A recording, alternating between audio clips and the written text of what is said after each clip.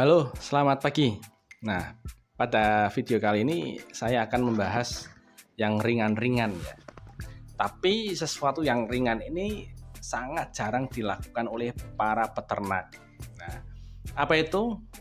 Nah, begini. Mungkin kalian pernah mengalami gini ya, bagi peternak pemula atau peternak yang sudah senior ya. Saya sudah beternak puyuh secara benar ya, secara konsisten, secara prosedural sudah benar. Sudah saya kasih pakan, sudah saya kasih minum. Telurnya juga sudah bagus, produksi di atas 80% secara konsisten. Tetapi kok kenapa uangnya tidak pernah kumpul ya? Malah hutangnya tambah banyak ya. Siapa yang pernah mengalami gitu ya? Selama 1 tahun saya sudah beternak puyuh, tetapi setelah disembelih, setelah diakhir, saya mau ngisi lagi nggak bisa, sehingga saya harus top up hutang lagi ke bank. Mbak, ini tolong ditambahin Mbak ya pencairannya, nanti hutangnya biar ditambah agar bisa mengisi puyuh lagi. Nah, itu sering terjadi ya. Kenapa coba? Gini ya, itu masalahnya ada di diri kalian sendiri ya. Karena minimnya literasi orang Indonesia. Tahukah kalian bahwa literasi orang Indonesia itu 0,1%. Jadi dari 1.000 orang cuman 1 yang mau membaca dan menulis ya. Jadi apakah kalian termasuk di dalamnya yang 1 dari 1.000 orang yang mau membaca menulis itu cuma 1 orang? Nah, itu terjadi juga di peternak burung puyuh. Karena tidak pernah mencatat keuangannya, kemudian mereka menilai bahwa usaha ternak puyuh itu adalah usaha yang sangat merugikan. Tetapi peternakannya dijalani terus. Pernah teman saya bilang gini, wah, beternak puyuh itu nggak untung mas. Tapi dia beternak selama 10 tahun lebih teman-teman. Ya, itu kan apa ini? Aduh, pusing saya. Nah, itu karena dia tidak mencatat. Ya, harusnya dicatat ya. Hari ini saya jual telur 5 kardus. Hari ini saya makan di restoran KFC misalnya. Kemudian besok saya jalan-jalan ke pegunungan. Saya besoknya lagi ke luar kota. Saya besoknya apa? Sesuatu yang tidak dicatat biasanya akan cepat lupa. Kalau kalian mencatat, kalian tahu bahwa ternyata kalian boros. Pengeluarannya itu lebih banyak dari pemasukan, sehingga ya mau tidak mau besok setelah jual telur tidak ditabung yang harusnya untuk penyusutan kandang, yang harusnya untuk penyisian untuk membeli bibit baru kalian pakai, ya akhirnya di masa akhir kalian tidak bisa ngisi lagi. Nah, itu di sini saya akan memberikan cara mencatat dengan mudah ya. Biasanya kalian menulis ya. Di sini saya kasih background ya. Nah, saya ajarin baca tulis. Nah, kalian harus bisa mencatat ya. Mencatat itu sesuatu yang sangat membosankan. Yaitu bagi saya sendiri juga mencatat itu saya belum bisa konsisten. Tetapi saya usahakan mencatat ya. Misalnya gini. Kalian bisa menggunakan buku seperti punya saya ini ya. Nah, ada tanggal, keterangan, kemudian pengeluarannya berapa, pemasukannya berapa. Ini harus dicatat terus agar kalian tahu, oh kemarin saya ini ya sudah jual telur sekian ya. Kemudian oh kemarin saya beli telur di itu ya peternak ini ya. Oh ya ini. Oh ternyata omset saya 1 bulan sekian ratus juta ya. Kalian tahu nanti keuntungannya kalau kalian mencatat di kertas kayak gini. Kalian kalau mau hutang di bank biasanya ini lebih dipercaya. Kemudian kalau kalian mau membayar pajak, ya ini pakai data ini bisa lebih dipercaya. Oh, ternyata rugi, jadi pajaknya nggak harus bayar. Nah, dasarnya ini. Tapi saya tidak menganjurkan untuk hutang bank ya teman-teman ya. Cuman saya memberitahu kalian ini kelebihan pencatatan ini bisa lebih dipercaya orang lain. Nah, jadi orang lain bisa menilai kalian itu dari rekam jejak diri kalian sendiri.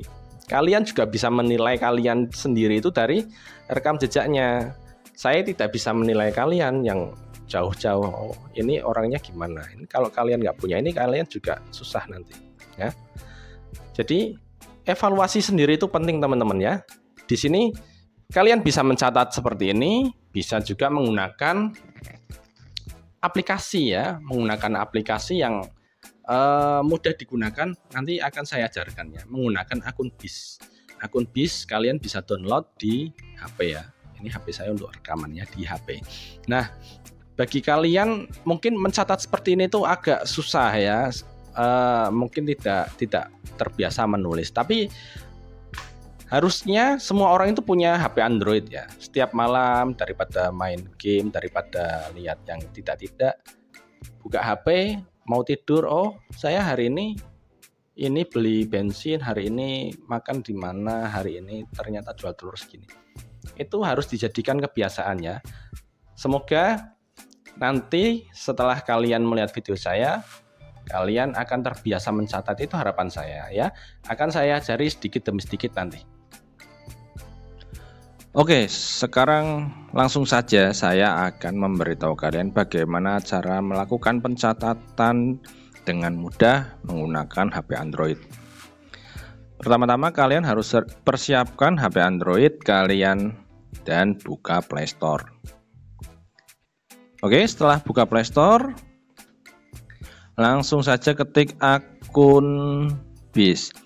Sebenarnya banyak aplikasi pencatatan online, cuman di sini saya akan memberikan aplikasi yang mudah digunakan dan tidak terlalu besar. Besarnya aplikasi cuman 7,9 MB ya. Nah, ini namanya integrasi peternakan dengan dunia digital ya, atau peternakan puyuh 4.0. Oke, agar lebih maju dibandingkan peternakan yang klasik. Setelah kita buka akun BIS, nah kalau bagi kalian yang belum pernah menggunakan akun BIS, bisa register now. Register now misalnya ditulis namanya siapa? Misalnya Selamat ya. Selamat. Misalnya nama Selamat. Email, tuliskan email kalian apa. Misalnya Selamat, bagi kalian yang sudah punya HP Android, biasanya kan sudah punya email itu selamat@gmail.com. Misalnya seperti ini ya. Setting passwordnya misalnya 1234. Repeat password, ulangi password 1234. Kemudian bahasa Indonesia masih ya, sama ya. Sign up. Nah, ini passwordnya harus 6, berarti tambah 56. Tambah lagi 56. Sign up. Nah, selamat datang di akun BIS. Lanjutkan. Kemudian zona waktu kalian ada di Indonesia bagian mana coba? Kalau Indonesia Barat ya Barat, Indonesia Tengah Wita ya Wita. Oke. Kemudian buku kasnya ditulis, kalian mau menamai buku kas kalian apa? Misalnya buku kas harian. Terus deskripsi bukunya apa? Misalnya tulis saja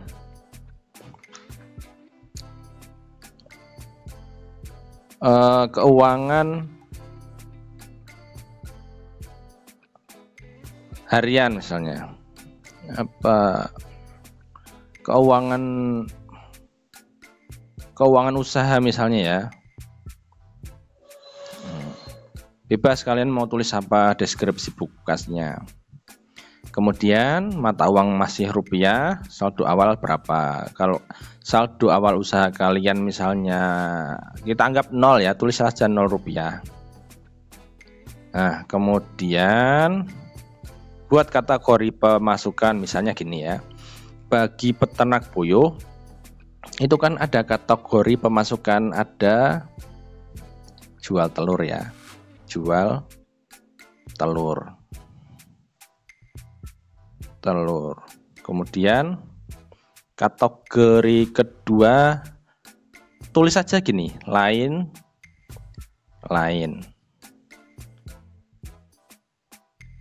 Misalnya kalian jual kotoran puyuh, kemudian misalnya kalian dapat apa misalnya ya, jual karung, itu tulis di lain-lain ya. Kemudian kategori pengeluaran. Bagi peternak biasanya kan pengeluaran yang pokok itu kan pembelian pakannya. Tulis saja beli pakan. Kemudian anggaplah yang lain itu lain-lain ya. Lain-lain misalnya beli obat, bensin, jajan, itu dibuat lain-lain. Lanjut ya. Setelah melalui proses tadi, kita skip aja, lanjut. Nah gini, ini masuk ke dalam inti ya.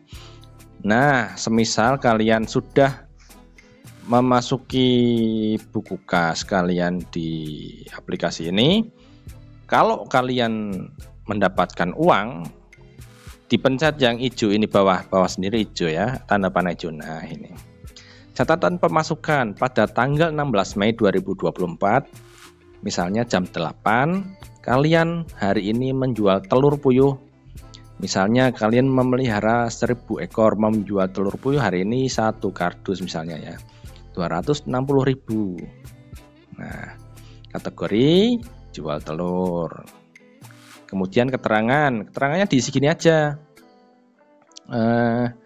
Jual telur ke tengkulak puyuh yang namanya Ibu Sri ya. Ibu Sri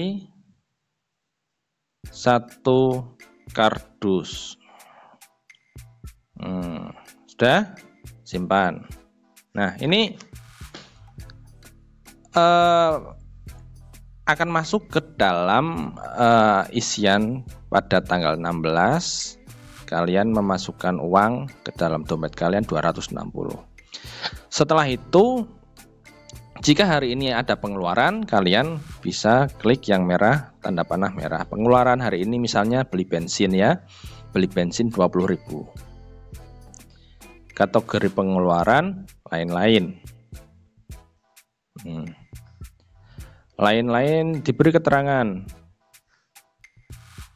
Beli bensin. Oke, simpan.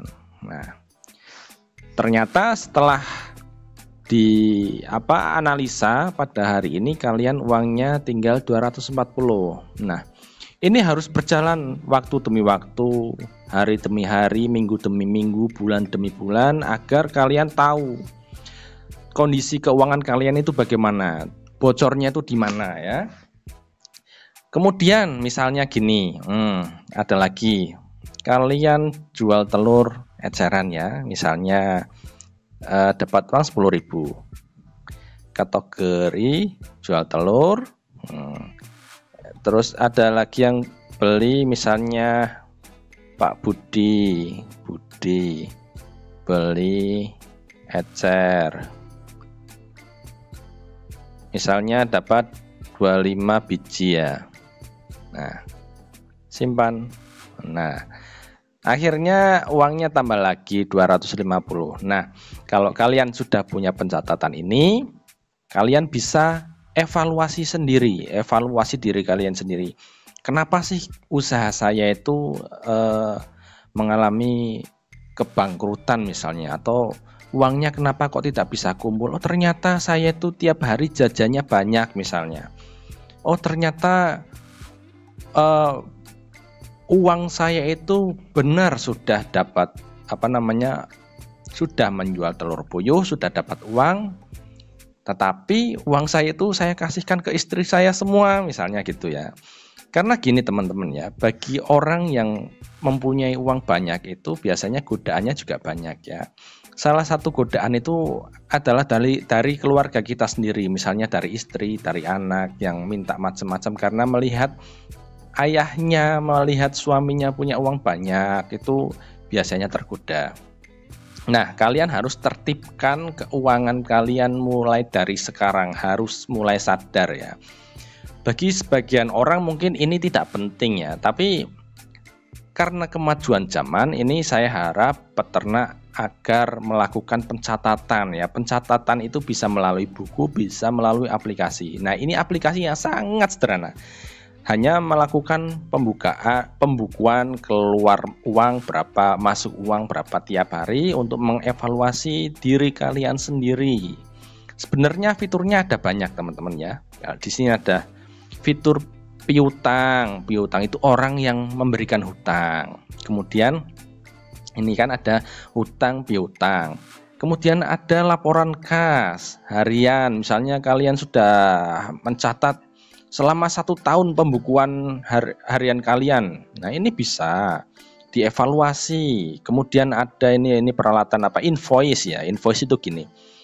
Saya kan tidak cuman pelihara puyuh ya. Saya juga menjadi supplier di pabrik kertas di Jawa Tengah ya.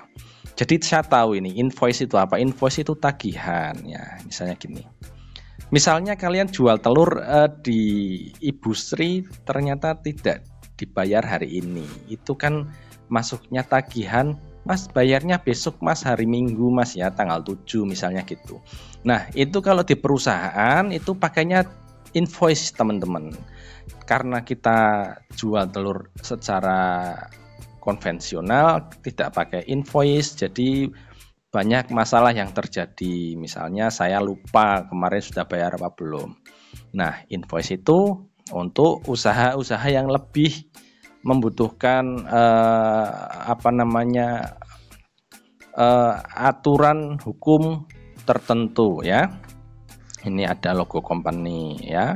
Nama perusahaannya apa? Ini biasanya ke perusahaan, alamannya perusahaan di mana, nomor invoice berapa, tanggal invoice berapa. Nah, biasanya kalau menagih di perusahaan itu selain kita melampirkan invoice, kita juga melampirkan surat jalan ya. Nah, ini tidak usah dibahas, ini cuma untuk pengetahuan kalian aja ya. Ternyata di aplikasi akun BIS itu ada invoice juga. Nah, apalagi nih. Nah, mungkin cukup untuk untuk akun BIS cukup untuk di sini saja ya teman-teman ya.